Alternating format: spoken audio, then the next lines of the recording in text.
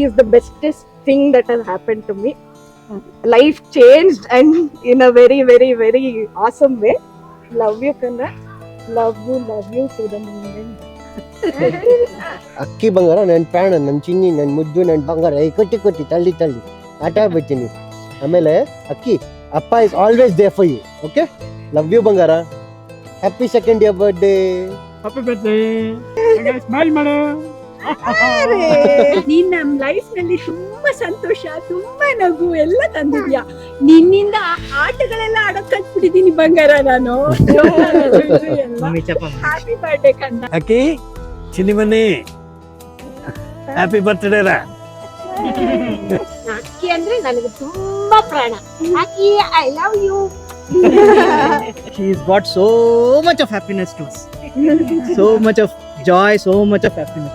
Akki Kutti is always Akki Kuttama. She is the third addition for my mom.